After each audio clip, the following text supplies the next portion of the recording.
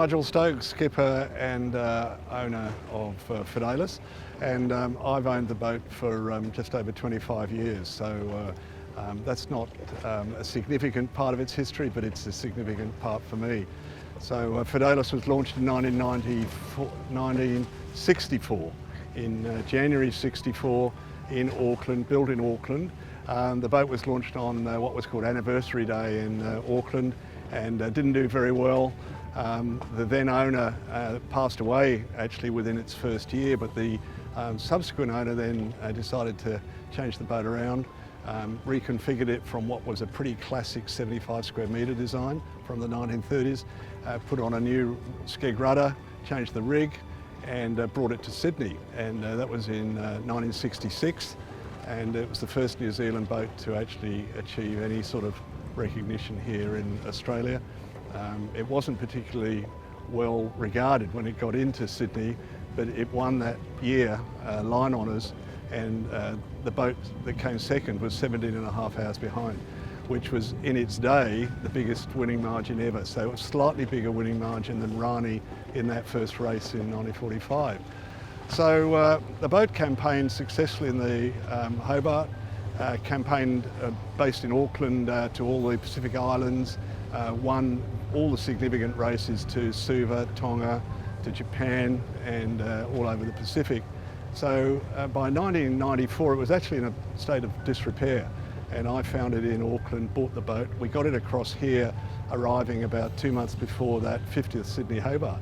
And it was pretty dramatic because that year, which is, everyone will remember, there were 370 or 380 yachts all wanting to go to Hobart in the 50th, and everyone competing for resources, and we had this pretty tatty boat that we wanted to enter into what was then the veteran division. Well, we got it together, we got to Hobart, and we got line honours in the veteran division for the oldest boats, which was quite an achievement for us. And the boat's been in Sydney ever since. Let's come aboard. The original fit out changed in the mid-1980s. So what we see now down below is dated 30, 40 years back, because the boat originally was basically 4 pipe cots and a metho stove and a bucket. So we moved on from there, and it's probably added another couple of tonnes of weight, but that's the interior when we get down there. On deck, it actually doesn't look much different to what it was over 50 years ago. It didn't have teak decks. There was a bit of a large traveller system running right across the middle of the cockpit, but the basic layout of the boat's exactly the same as it was.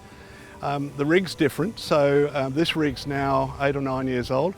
It's actually carbon fibre, but don't tell the purists. So it's painted carbon fibre so that nobody knows. And that replaced a mast that we had for over 40 years. So the very first mast was a timber mast, didn't last very long at all. But that was replaced with an aluminium rig, and that went to Hobart in 1966, won the race, and we only threw that out about 7 or 8 years ago. So with the original rig, all the sails would have sheeted outboard from these, from the shrouds here, and we put in these inside tracks down here quite recently, probably 10 or 12 years ago, and that's made quite a difference in the performance of the boat. So when we're cruising, we actually cruise with a cutter rig, so we'll have a staysail on the front, a big Yankee out, and it's very comfortable. And when we're racing, if it's around the harbour, we'll drop out the inner forestay and run with a Jenny 1, 2, 3, 4.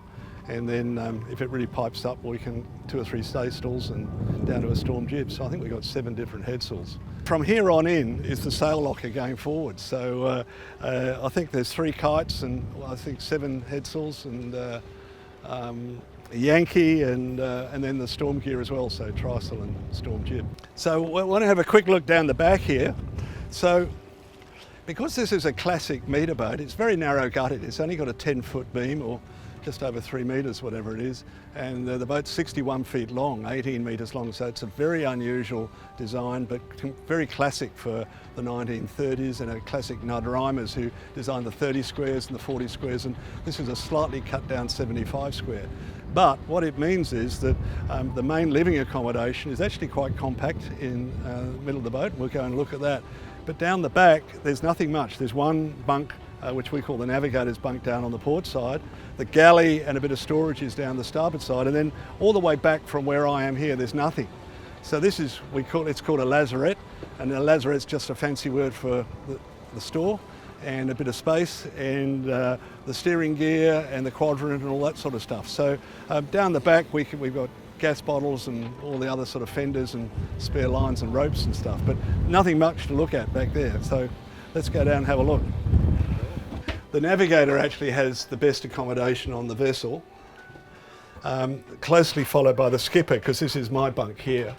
And then we've got lee, because you were asking about how we go to sea. So these are lee cloths that strap up here like this so you don't fall out of the bunk. So there's lee cloths on all of these bunks, and then with a crew of 8, there's a fair bit of hot bunking. So we've got 2 bunks here, 1 bunk aft, and then up in the cabin here we've got 2 more bunks and some storage space up here.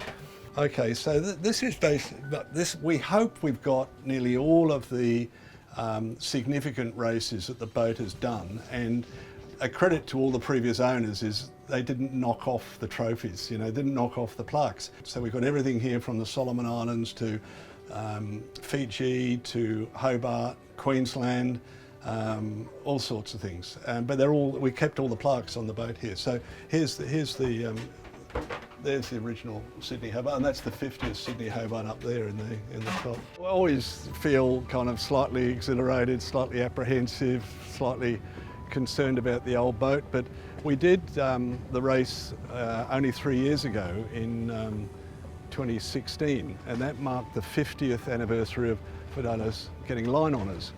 So I don't think any other boat's ever done that in this race. So we went back 50 years after being first there, and I can't see some of the other Comanches and Wild Oats doing that, but that's what we did. So we were there 50 years later, and we got to Hobart okay, and actually it was the fastest time that the boat had ever done. So that was pretty satisfying, and kind of got us up to the mark again this time.